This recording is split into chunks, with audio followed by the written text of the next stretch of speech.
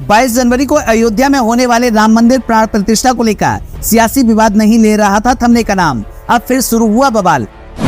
सपा नेताओं के बाद अब खुद सपा सुप्रीमो अखिलेश यादव ने रामलला प्राण प्रतिष्ठा को लेकर कहा कुछ ऐसा, जिससे शुरू हुआ सियासी हंगामा। अखिलेश यादव से प्राण प्रतिष्ठा में निमंत्रण के संबंध में जब किया गया सवाल, तो अखिलेश के जवाब से सब रह गए सन। देखिए आखिर रामलला को लेकर क्यों विवाद नहीं ले रहा था थमने का नाम, और अब अखिलेश यादव ने ऐसा क्या कहा जिससे खुद मुसीबत में फंस सकते हैं सपा सुप्रीमो। अयोध्या राम मंदिर को लेकर अखिलेश यादव का रास्ता हो गया साफ, बता दिया कब जाएंगे दर्शन करने।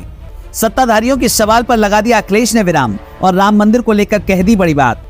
रामलला की प्राण प्रतिष्ठा कार्यक्रम को लेकर बोले अखिलेश, जब बुलाते हैं भगवान तो सब जाते हैं।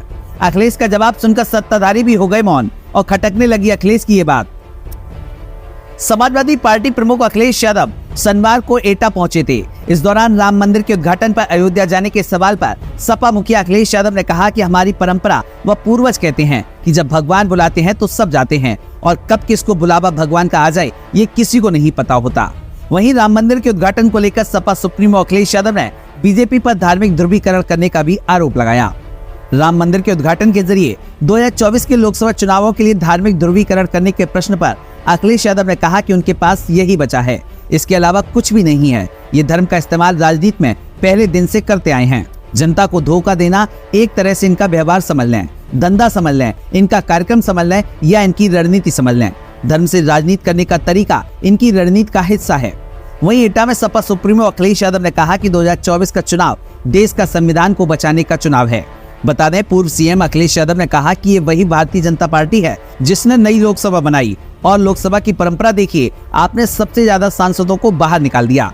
जिन सवालों के जवाब देने चाहिए थे उन सवालों के जवाब देने से बचने के लिए लोकसभा सांसदों को ही बाहर निकाल दिया। जो सबसे महत्वपूर्ण इलाका सिक्योरिटी जोन है, सरकार ने दावा किया था कि सिक्योरिटी जोन सबसे अच्छा होगा, उसमें भारतीय जनता पार्टी के सांसद के पास से ही नौजवान लोकसभा में आ गए। ये लोकसभा नहीं चलाना चाहते।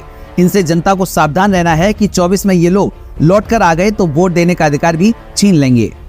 अखिलेश यादव ने कहा कि महंगाई बढ़ गई, बेरोजगारी बढ़ गई और विपक्ष और ये जनता जब वोट डालेगी तो भारतीय जनता पार्टी का सफाया कर देगी।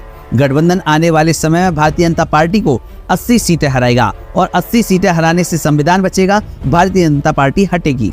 इसके साथ ही सपा मुखिया अखिलेश यादव ने अयोध्या के हवाई अड्डे का नाम महर्षि वाल्मीकि के नाम रखने पर कहा कि आप उस स्टेडियम का नाम नहीं लोगे जिसमें भारत हार गया। लखनऊ के इकाना स्टेडियम का नाम बदल दिया।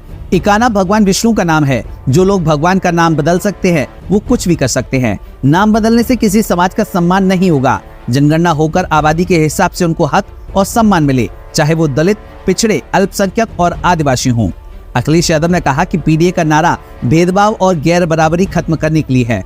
अयोध्या में प्रधानमंत्री द्वारा रेलवे स्टेशन व 6 ट्रेनों को हरी झंडी दिखाने के अवसर पर ही सभी वर्गों की रेल यात्रा महंगी करने पर अखिलेश ने कहा कि प्रधानमंत्री जी कह रहे हैं ये यात्रा वो यात्रा, लेकिन ये नहीं बताया ये सब यात्राएं महंगी होने जा रही हैं। उन्होंने पूरी देश की यात्राएं बताई, लेकिन उन्होंने ये नहीं बताया कि यात्रा में आने से आपका कितना खर्चा बढ़ जाएगा। उन्होंने कहा कि लोगों पर नौकरी रोजगार नहीं है, लोग नौकरी और रोजगार न मांगे, इसलिए ये सब कार्यक्रम हो रहे हैं। ब्यूरो रिपोर्ट, द भारत बस।